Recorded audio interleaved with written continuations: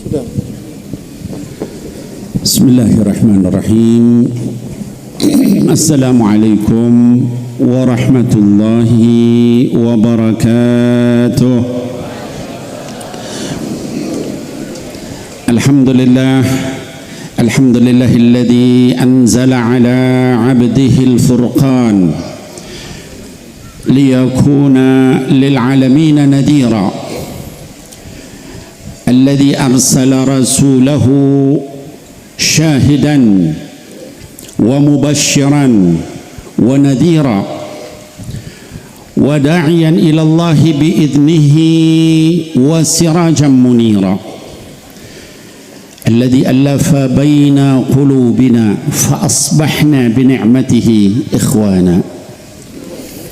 Assalatu wassalam ala sayyidil mursalin وعلى أمهات المؤمنين وعلى آل بيته الطيبين وعلى أصحابه المرضيين وعلينا ومن اتبعهم بإحسان إلى يوم الدين آمين يا الله يا رب العالمين. أما بعد,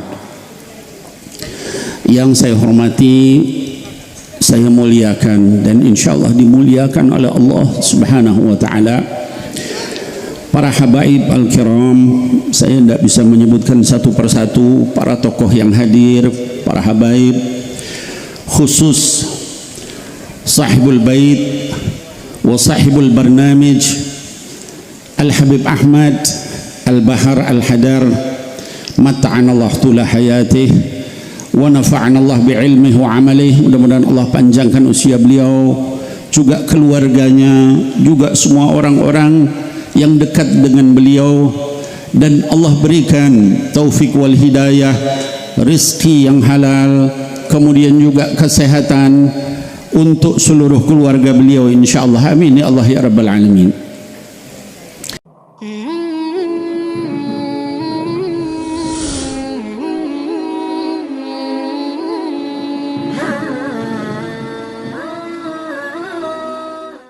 Yang saya hormati, saya muliakan juga para kiai, para ulama, para gawagis, asatidzat al-kiram,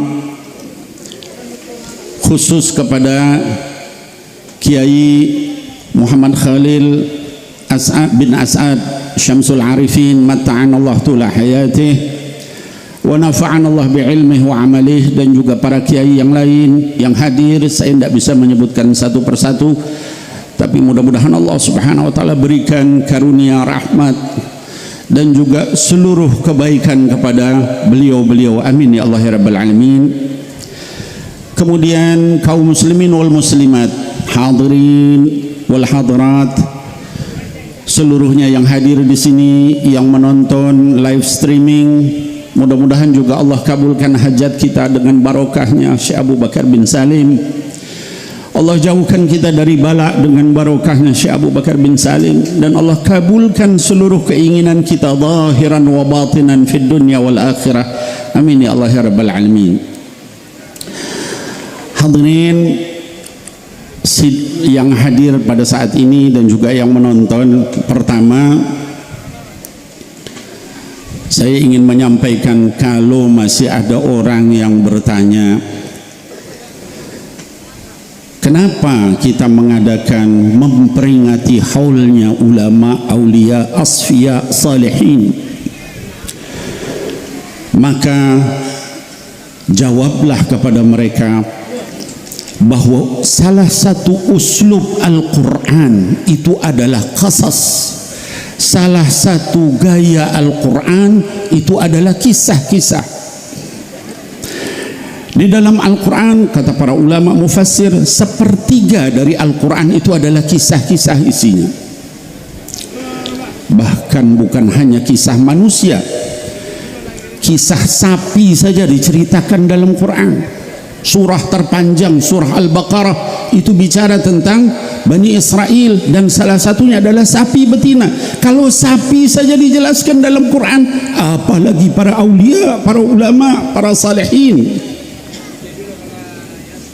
Tidak ada alasan kita untuk tidak mengkisahkan kemudian juga mempelajari kisah para ulama salihin. Ada kisah semut dalam Quran, bahkan surah An-Naml. Ada kisah lebah dalam Quran, surah An-Nahl.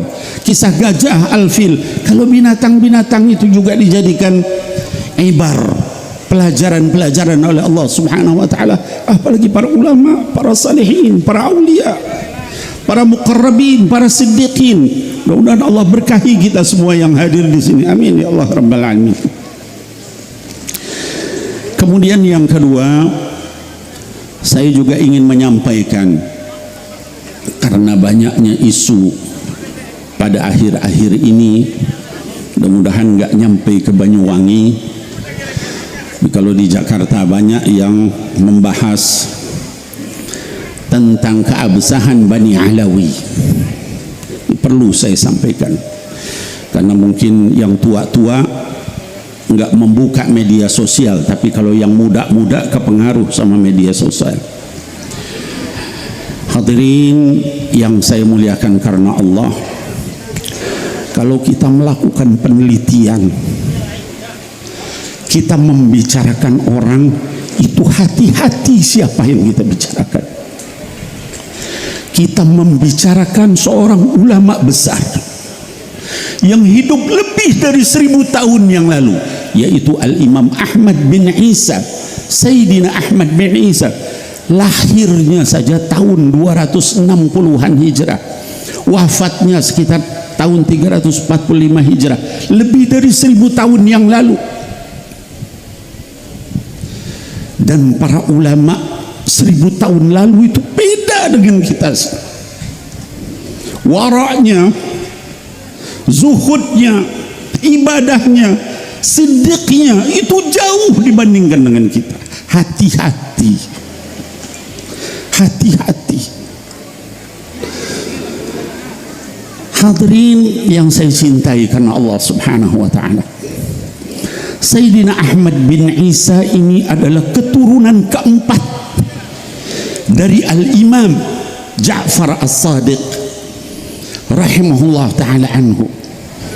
Tadi Habib Soleh Al-Muhdar menjelaskan, Sayyidina Ahmad bin Isa Ar-Rumi bin Sayyidina Muhammad An-Najib bin Sayyidina Ali Al-Uraidi bin Al-Imam Ja'far As-Sadiq.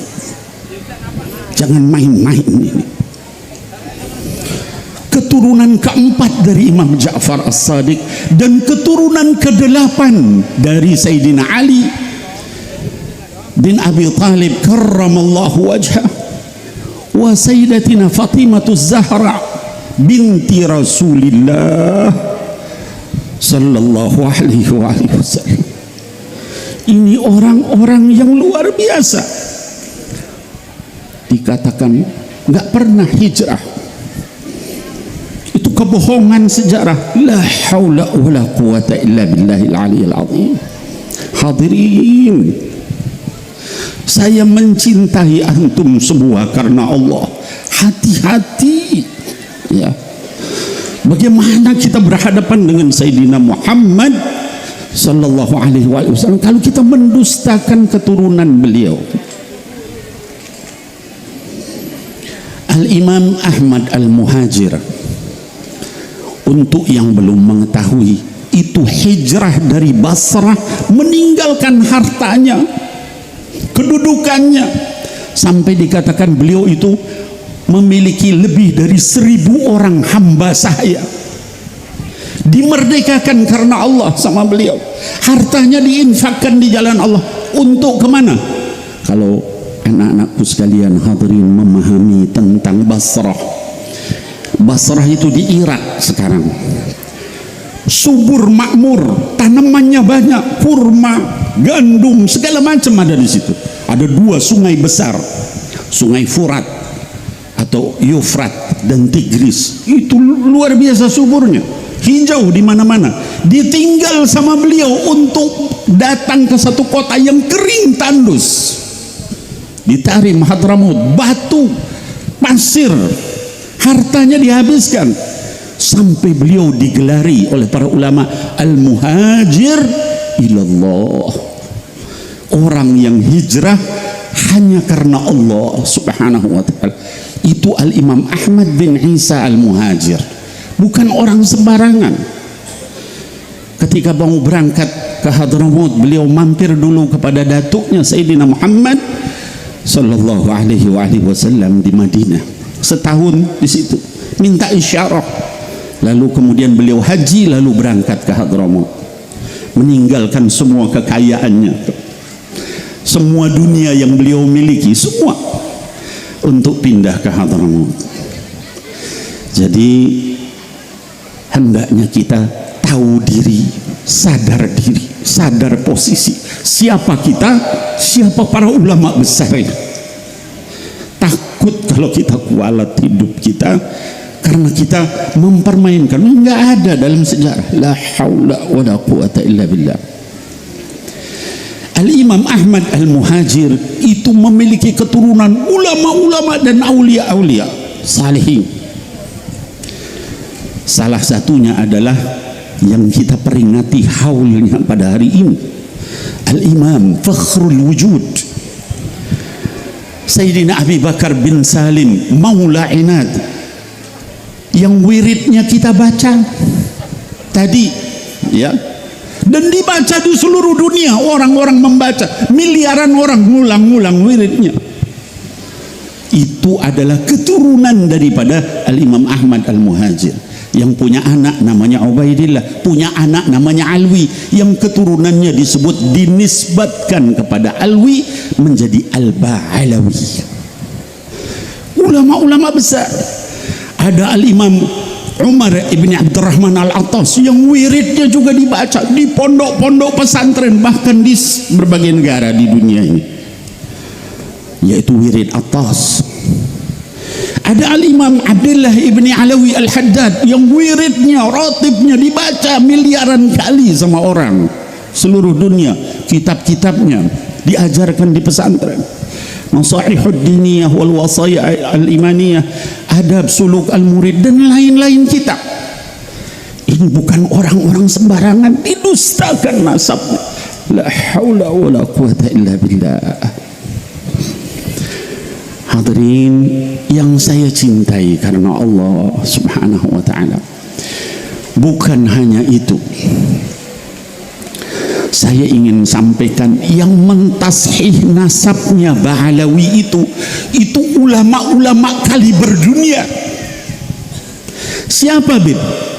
Di antaranya adalah Al-Imam Ibnu Hajar Al-Haytami, yang kitabnya kita pelajari, fatwanya kita baca, dan mu'tamad inda Syafi'i, di kalangan ulama mazhab Syafi'i diakui beliau, Imam Ibnu Hajar Al-Hafidh.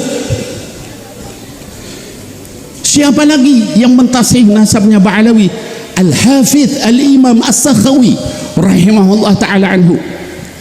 Anak-anakku sekalian, hadirin yang saya cintai karena Allah, kalau kita di zaman kita bilang Al-Hafidh, itu apa artinya? Hafidhul Quran, hafidhah artinya hafal Quran. Kalau Al-Hafidh indal ulama aslafuna, para salaf kita terdahulu, yang namanya hafidh adalah minimal hafal 100.000 hadis berikut sanad dan matannya. Allahumma salli ala Sayyidina Muhammad. 100.000 hadis minimal, maka baru disebut Al-Hafidh. Kalau kita sekarang ngapal hadis gimana? Waktu di pondok dulu, ya, an Umar ibn al-Khattab radhiyallahu anhu an Rasulillah sallallahu alaihi wasallam, innamal a'mal binniyat wa innamal likulli imri'in ma nawa. Kita begitu kalau ngapal hadis. An Ibni Abbasin radhiyallahu anhuma, hafidtu an Rasulillah sallallahu alaihi wasallam, dari Abdullah bin Abbas dari Nabi Muhammad sallallahu alaihi wasallam menyampaikan begini dan begitu. Kalau para ulama ini bukan begitu ngapal hadisnya, an fulan an fulan an fulan an fulan an fulan an Rasulillah sallallahu alaihi wasallam. Orang sekaliber itu yang mentashih nasab Ba'alawi didustakan. Yang mendustakan siapa?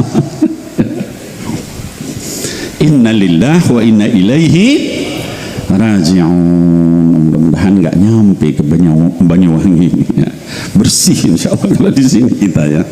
Tapi jangan sampai anak-anak terutama para pemuda rame viral di mana-mana ya. Bahkan bukan hanya itu anak-anakku sekalian, bukan hanya para ulama non Indonesia, ulama-ulama Nusantara mentashih nasabnya Ba'alawi. Di antaranya adalah Syekh Ahmad Zaini Dahlan, mufti Haramain, wafat di Mekah. Beliau mentashih nasabnya Ba'alawi, itu gurunya para ulama di Indonesia. Syekh Nawawi Al-Bantani mentashih nasabnya Ba'alawi. Kemudian Syekh Yasin Al-Fadani, penghafal banyak sekali hadis, ulama Nusantara, wafat di Mekah, mentashih nasabnya Ba'alawi. Syekh Mahfud Termas dari Termas ya, Jawa Timur sini, Pacitan ya. Gurunya Mbah Hashim itu mentashih nasabnya Ba'alawi, termasuk Mbah Hashim sendiri. Tiba-tiba ada orang zaman sekarang entah belajar nasab di negeri antah berantah nggak jelas, bilang nggak ada itu. Inna lillahi wa inna ilaihi raji'un. Hadirin yang saya cintai karena Allah, kuburannya para aulia turunan dari Imam Ahmad Al-Muhajir itu tersebar di Tarim ribuan, di Hadramut Tarim, di Ainat, di Sewun ya, di Indonesia, di Malaysia, di Singapura, di mana-mana. Antum mau dustakan itu semua? La haula wala quwwata illa billahil aliyyil azim. Nah hadirin, sekali lagi hati-hati dengan apa yang akhir zaman sekarang banyak, dan itu di mana-mana sekarang viral. Yang like hampir 1 juta orang, wah disebarkan di mana-mana. Banyak tokoh-tokoh kemudian direkrut sama mereka. Untuk apa? Untuk menyatakan Ba'alawi itu bukan keturunan Nabi Muhammad sallallahu alaihi wasallam. La haula wala quwwata illa billahil aliyyil azim. Anak-anakku sekalian, bukan hanya para ulama aswaja. Tadi saya ceritakan ulama dunia, ulama Nusantara, bahkan di luar aswaja itu mentashih nasab Ba'alawi. Salah satunya adalah ulama Syiah, Syekh Mahdi Ar-Roja'i, itu ulama ahli nasab dari Iran, mentashih nasab Ba'alawi. Beliau bukan aswaja. Ulama juga yang bukan orang Ba'alawi, ada namanya Syekh Ali bin Salim bin Bukair Al-Baghaitani. Itu beliau sampai menasihati orang-orang Salafi ya, Wahabi yang ada di Shimal Yaman bagian utara. Saya nasihati kalian semua, jangan sekali-kali kalian meragukan nasab mereka, karena nasab Ba'alawi itu adalah min arjah, yang paling kuat nasab di dunia ini. Itu beliau bilang begitu. Saya bicara begini ikhlas karena Allah, bukan karena takut, bukan karena cari muka. Saya nasihati kalian jangan ganggu nasab Ba'alawi ini ya.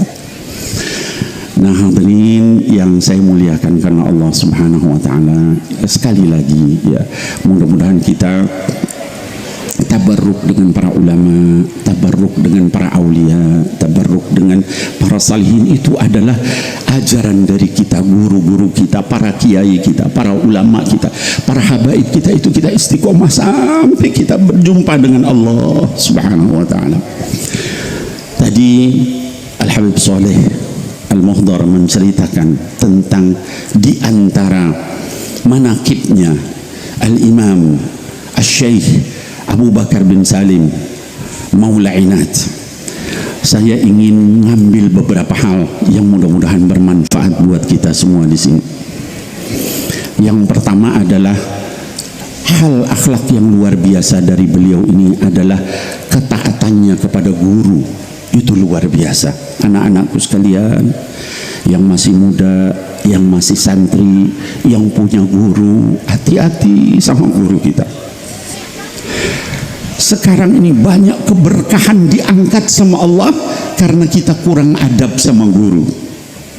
Syekh Abu Bakar bin Salim itu pernah beliau mau belajar dengan seorang ulama tasawuf dari Shibam, kota Shibam di Hadramaut. Namanya Syekh Ma'ruf, ya. Syekh Ma'ruf ini seorang ulama ahli tasawuf, ya, di kota Shibam. Akhlaknya Syekh Abu Bakar bin Salim, dia tidak mau masuk ke kota Shibam kecuali minta izin dulu. Lalu orang itu datang menghadap kepada Syekh Ma'ruf. Al-Faqir Abu Bakar bin Salim mau belajar. Syekh Ma'ruf belum berkenan, disampaikan sama orang itu, disampaikan kepada Syekh Abu Bakar bin Salim. Tunggu, Syekh Ma'ruf belum berkenan menerima. Apa yang dilakukan oleh Al-Imam Abu Bakar bin Salim? Kalau kita murid, kita dibilang begitu sama guru kita, apa yang kita lakukan? Pulang, betul apa enggak? Al-Imam Abu Bakar bin Salim nunggu di luar kota Shibam, kepanasan, malam hari kedinginan, dia nunggu karena dibilang tunggu. Berapa lama nunggunya? Tiap hari beliau nunggu. Seminggu beliau nanya lagi sama orang Shibam, tolong tanyakan apa beliau sudah berkenan menerima saya sebagai murid. Ditanyain lagi, belum. Tunggu lagi, seminggu lagi, begitu seterusnya sampai 40 hari beliau nunggu kepanasan kedinginan untuk belajar ilmu agama. Kepada siapa? Kepada seorang ulama ahli tasawuf. Sampai kemudian dikabulkan setelah 40 hari, kemudian datang. Nggak lama belajar sama Syekh Ma'ruf, kemudian beliau mendapatkan asrar dari Allah Subhanahu wa ta'ala, bahkan kata para ulama melebihi dari gurunya. Kenapa? Keberkahan, ketaatan kepada guru. Jadi kalau kita punya guru, walaupun ngajarin satu huruf, kita betul-betul hormati, muliakan dia. Sampai kapan? Sampai meninggal. Ya. Itu yang pertama. Yang kedua yang bisa kita ambil juga keberkahan dari beliau adalah semangat beliau mencari ilmu. Tadi Al-Habib Saleh menceritakan, beliau itu mengkhatamkan kitab Ihya Ulumuddin Al-Imam Ghazali setiap tahun sekali selama 40 tahun. Saya bisa khatam Ihya sebulan? Ya bisa. Beliau itu mengkhatamkan, maksudnya seluruh ilmunya dipelajari, dilaksanakan terus dalam kehidupan beliau selama 40 tahun. 40 kali khatam. Kita terhadap kitab yang diajarkan berapa kali khatam. Ini semangat mencari ilmunya beliau. Tadi dikatakan beliau juga belajar kitab Al-Minhaj, Minhajut Talibin. Berapa kali? 30 kali. Setiap tahun khatam sampai 30 tahun terus menerus. Itu Al-Imam Fakhrul Wujud.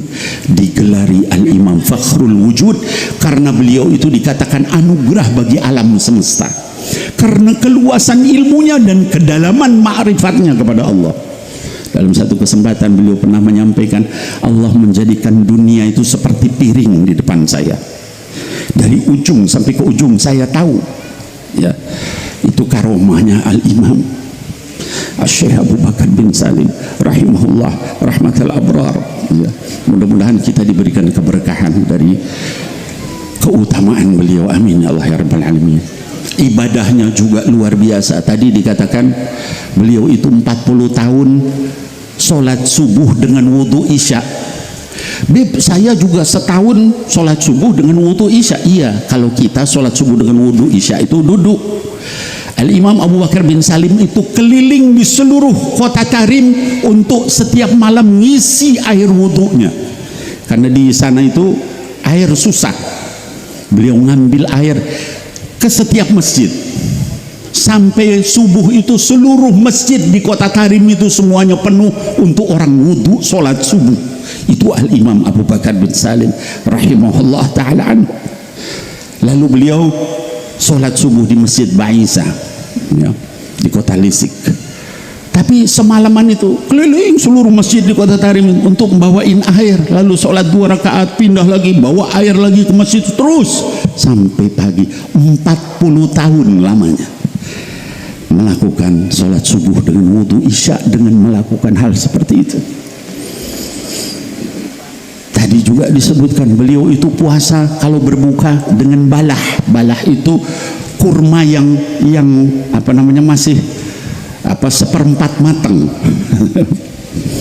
Saking tawadhu. Tapi ketika ngasih orang lain motong unta,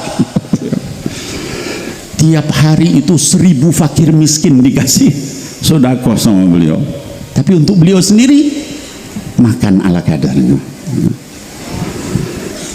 Kemudian disebutkan, tadi juga disebutkan ya, bahwa beliau itu kalau duduk nggak pernah nyender,